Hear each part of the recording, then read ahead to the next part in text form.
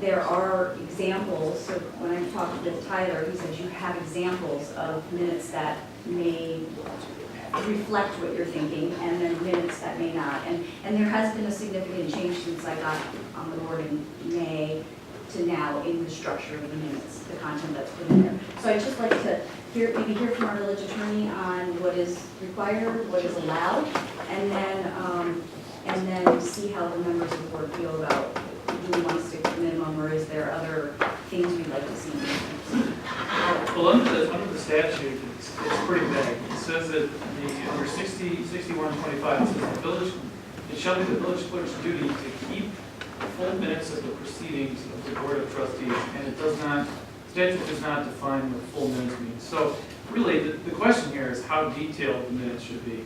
And that really is a matter of preference for the board than it is being dictated by statute. So, you know, the answer to that question really depends on who you ask and you know, what the preference is. Some believe, of course, that minutes should really be extremely concise and contain only a description of the subject matter that's considered in any substantive action taken by the body. And that's, you know, that's perfectly legal. That meets the minimum standard. While others believe that the minutes should be concise but detailed enough to ensure that there's an adequate history. And of course, you know, some believe that minutes should capture everything that happened in the meeting and should contain an almost verbatim account of discussion matters. There is some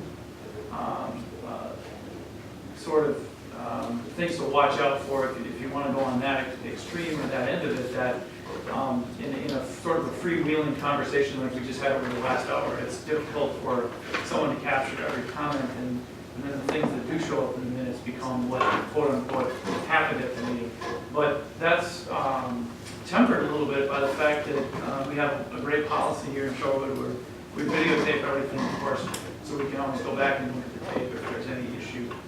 So again, I don't want to make any comment on that might be relating to policy. It's up to the board as long as you meet those minimum legal requirements. Yeah. Does anybody have any comments? Yeah, I did. I actually pulled our I had gotten a handbook when I started here, and back in June of 2013, it hasn't been that long ago that we adopted the Village of Shorewood handbook for boards, committees, and commissions, and mainly was targeted at the commission, the volunteer, but it did state, it is the policy of the village board that minutes are not verbatim. They're instead action minutes recording the essence of decisions made and significant actions. So we have voted, the board has voted in the past on what the expectation is. I was wondering if there's actually something, what the board policy was.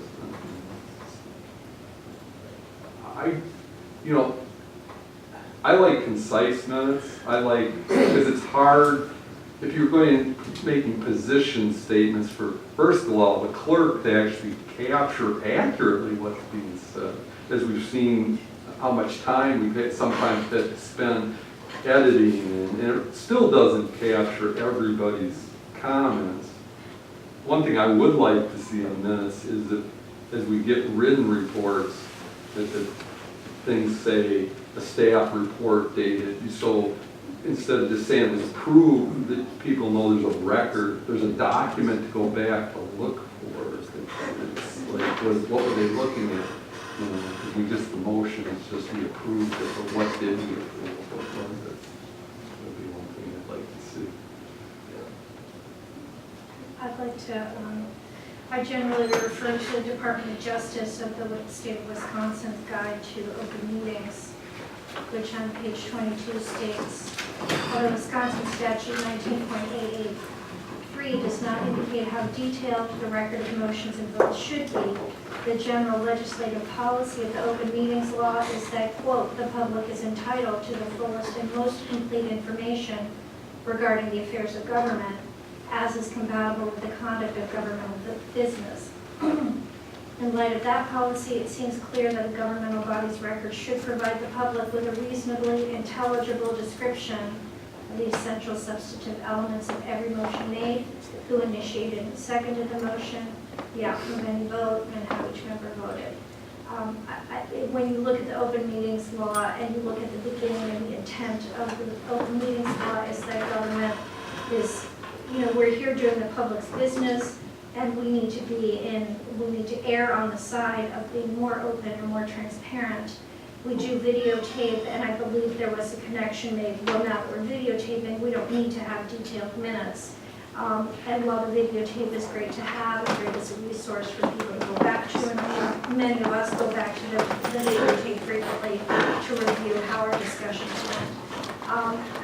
Most of the public are not going to spend, 3 to 4 hours sitting and watching a videotape, and I don't think it's reasonable to expect that. So to have very truncated minutes that do not really give any inkling of the discussion we have, some of the concerns of various trustees, I feel it's a transparency issue, and that the public deserves to have the easiest, most accessible way to find out what it is we're talking about, what our opinions are, etc. Trustee Rosick. I agree with David and somehow slightly differ. I'm just going to lay it on the table. I think there's been the perception that some of the requests that I've been made are political, that I would like to see my name and what my statements were. And after talking with Tyler, I mean, that came out clear to me. So I want to make my intent actually more clear and precise. I don't mind that a description of the context does not say my name. It could be, as Tyler had suggested to me and others, it can be discussion was had, or I don't care that my name is put into the minutes. If we had names in the minutes, like we haven't in the past, I want them to be accurate. But that doesn't matter to me. As much. My intent was we just voted on recycling, for example. Okay, our packet made it very clear of what the recommendation, what we kind of, usually we get a very recommended, that's clear, the public can read it, they know exactly the intent on the motion. And sometimes when there is discussion about concerns, they're not to go against that intent. They have a different purpose. They might be that, well, I was questioning, I have a concern about budget, not about that program, or I have a concern about, dogs, or it could be something that you just wouldn't get right away, because you see what the intent is by the memo, but you don't see why someone was saying no. And that's my only concern, is that the discussion, and if there are concerns, like for instance, I was wrong on something the other about the parcel, and it is done, it's open space and can't be parked, so it was a surface parking lot. Something that I was wrong about, but I wasn't ever going to not vote for park space. The question was, is there a way we can put something in to make sure it doesn't become a surface parking lot? So the concern wasn't captured anywhere, because the vote is just a 5-2, 6-1, whatever it may be, but that concern is never lodged, and it doesn't have to be recorded to my name. I don't care. I just want that if we are discussing as a board an issue, like they did at Plan Commission 10 years ago on that same issue, we were able, as a new board member, to read back and at least get some of the concerns that were brought up at that meeting. And sometimes you just go, oh, they were concerned about that. Is that still a concern today? And they voted this way, great, it passed anyways. But if there were some, I do enjoy and benefit from knowing the discussion that happened. Because sometimes you learn more as you go through that discussion. That's why we're all here, is to give our perspective and ask the questions. And sometimes your vote changes in the middle, but those questions don't get documented anywhere. And I know you can look at a video. So I totally agree with that. And as Trustee Menta said, and I think we're all kind of aware, a lot of the general public and even myself, we don't have a lot of time. And if we just want to look back for research purposes or to gain some knowledge, I don't know that it should replace the easy access of the minutes to get that quick synopsis, of what they talk about. Let me hear the whole conversation, and then you go to the video. But that registering, even tonight, like, I hope that some of that discussion about recycling goes in there, because I certainly would never I want the public, and I want 10 years from now, when someone's coming back on this discussion, to know we did talk about, and everyone did support recycling and going to moving that needle. It was just a debate of how to best get there. So without any record of the context of the concerns, that's what I have felt like is lacking. So I definitely in my, I want to state what my intent was here. I'm not on that full spectrum of one side of I want verbatim, like a stenographer in here trying to like put down everybody's name and everybody's statement, and I know how messy that gets, and especially if you start naming the people, well, why is she getting it, named and I didn't get named. I just want some context of the discussion, and especially if there were concerns raised, or if someone's voting no, it always can be taken out of context, but at least you're provided with some discussion of why there was a concern. And I'm not always the one, I make motions and it goes down most of the time 2-5. So, it gets voted down, and maybe that motion, there's a reason that you guys are voting the way you're voting, and it's not outlined in any memo. And so that discussion to me is very valid, and I feel like I gain a lot. I read Tyler's minutes from the last meeting, and I had excellent all over those things. So, ask for a good one, that's my example of a good one. It didn't provide a full transcript, it just provided what the discussion was. And the other example I just like to bring up, because people like examples, even the ruckus discussion minutes are really good from when I first joined the board. It wasn't, I don't know that, I didn't even pay attention to it, he said, she said, it was just a full encapsule of the multiple parties of what the discussion was about.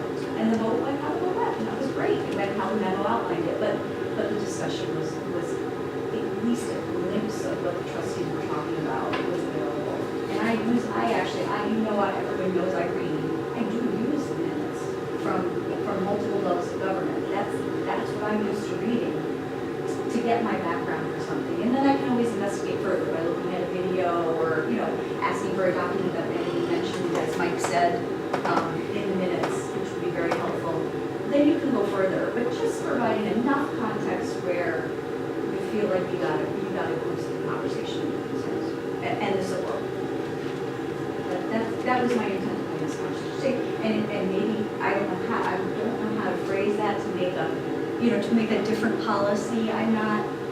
Maybe I wouldn't even know how to phrase that in a motion. So I don't know if policy needs to be changed, and if we all thought maybe we want to provide as more, what we have to do that, maybe nothing. The losses we can provide what we want to provide. Well, we have the state statute says what we have to do. We have an ordinance or a local thing that says what we do, which is saying we do what the statute says. Well, I don't disagree with your premise. What challenges me is where is the line drawn? Who draws that line? Is it the responsibility of our clerk to capture what is significant and not significant? Particularly when we get to the point of then approving the minutes, because wait a minute, I'm going to, we can reconstruct history through our editing of the minutes, and that's dangerous. And I don't know. I've been on several boards, one other elected and two other not-for-profits, and we've worked with minutes that are more thorough in their description. In one organization, and another simply said discussion was, and there was a bullet points of points raised up in the discussion. Again, it's who makes that decision. That's the problem. And I don't know. How does Plan Commission do it? Because I really feel they have great minutes, maybe even more detailed than I would have. You know what I mean? I'm not arguing for that level of detail, but is it guided? I don't know, but I do feel like there's more context in So it. it's more of an administrative, quasi judicial function they're doing, so, you know, so the record has to be a little bit more fuller, it's actually a different function. Usually the discussion is more focused too, and, Okay. What about, I mean, Tyler, you did minutes last time, and that you asked me to give you an example. How did you use discretion? You kind of, I think it's up to the person making the minutes, and then people get to comment when you make changes to minutes. But, so that's what I'm saying, I don't know how to define it. Maybe you Do you want me to address that yes, real quick? please.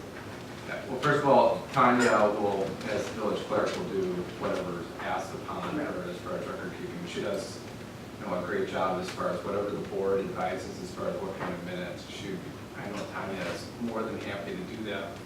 I know what I've done just with the, you know, there's 3 other committees that I serve as staff liaison, and in prior municipalities, I've just continued a very similar approach that I've done in other municipalities, which is similar to what Trustee Rosick was saying. I purposely try to avoid comments and putting in comments from other trustees because